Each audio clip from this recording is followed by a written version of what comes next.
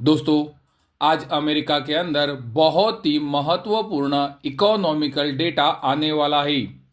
भारतीय समय अनुसार शाम को 7 बजे अमेरिका के अंदर आज बहुत ही महत्वपूर्ण इन्फ्लेशन का डेटा आएगा। मार्केट के अंदर ये बार एक्सपेक्टेशन है कि अमेरिका के अंदर इन्फ्लेशन बढ़ के आ सकता है और मार्केट ये एक्सपेक्ट कर रहा है कि इन्फ्लेशन ये बार 2.6% पे आ सकता है। पिछले बार अमेरिका के अंदर इन्फ्लेशन आया था 2.4% पे।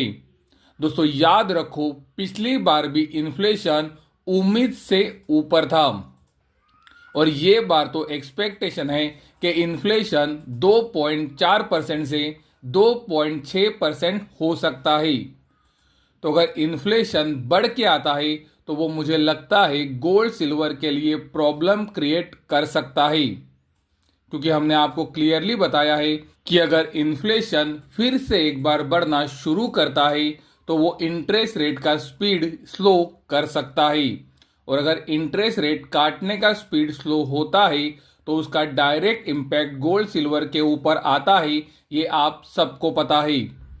अमेरिका के अंदर दूसरा महत्वपूर्ण डेटा आएगा कोर इन्फ्लेशन का।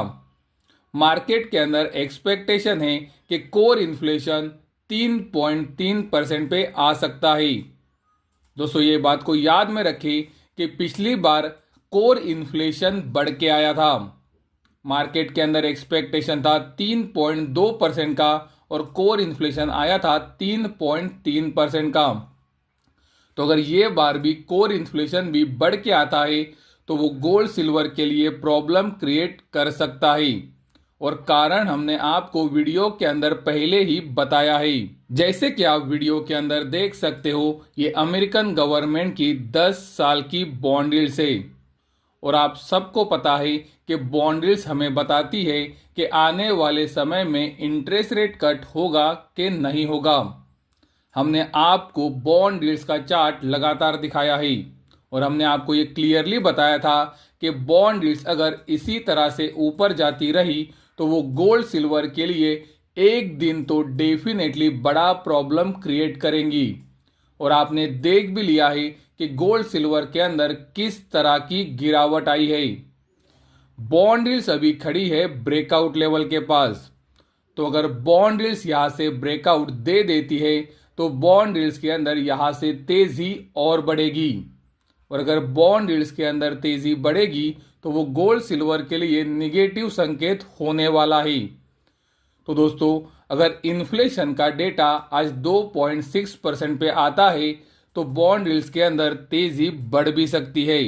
तो ये बात को कृपया ध्यान में रखें और बॉन्ड यील्ड्स ब्रेकआउट लेवल के पास ही है। उसी तरह से आप डॉलर इंडेक्स का चार्ट भी देख सकते हो। डॉलर इंडेक्स ने पहले ही ब्रेकआउट दे दिया है। तो अगर इन्फ्लेशन का डेटा 2.6% पे आता है तो पॉसिबल है कि डॉलर इंडेक्स के अंदर भी आने वाले समय में तेजी और बढ़ सकती है, क्योंकि अगर फेडरल रिजर्व इंटरेस्ट रेट को कम काटेगा तो वो डॉलर इंडेक्स के लिए पॉजिटिव है और गोल्ड सिल्वर के लिए निगेटिव है। दोस्तों मुझे पता है हमारे कुछ यूट्यूब के दोस्त हमें बताएंगे कि अगर इन्फ्लेशन ऊपर जाता है तो वो गोल्ड के लिए पॉजिटिव रहता है और उस वजह से गोल्ड की कीमतें भी ज़रूर बढ़ेंगी। तो वीडियो ख़त्म करने से पहले मैं उन्हें कुछ डेटा दिखाना चाहूँगा और ये डेटा ज़्यादा पुराना भी नहीं है।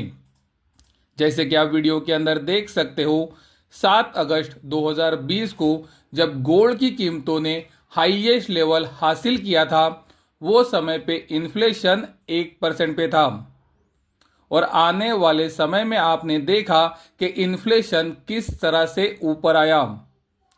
जुलाई 2022 तक इन्फ्लेशन 9.1% तक ऊपर आ गया।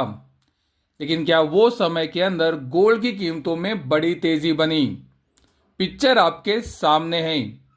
अगस्त 2020 से जुलाई 2022 तक गोल्ड की कीमतें क्या कर रही थी ये आप अपनी आंखों से देख सकते हैं और वही समय पर इन्फ्लेशन 1% से 9.1% तक ऊपर चला गया और गोल्ड की कीमतों ने आपको 0% का रिटर्न दिया। मैं तो कहूंगा कि गोल्ड की कीमतों ने आपको बहुत ही बड़ा निगेटिव रिटर्न दिया। उसी तरह से आप अगस्त 2016 से जुलाई 2018 का चार्ट भी देख सकते हो।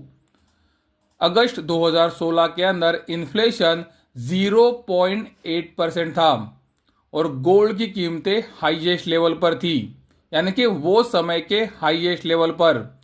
और उसके बाद आप देख सकते हो जुलाई 2018 तक इन्फ्लेशन सिर्फ ऊपर गया और इन्फ्लेशन 0.8% से 2.9% हो गया।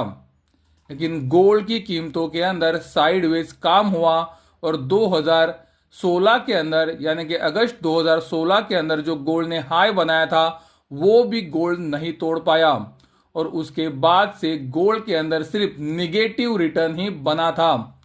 तो दोस्तों, हमने आपको दो सिनारियोज दिखाए हैं जहां पर इन्फ्लेशन तेजी से ऊपर गया, लेकिन दोनों समय गोल्ड के अंदर जीरो रिटर्न बना या फिर बहुत ही बड़ा निगेटिव रिटर्न बना।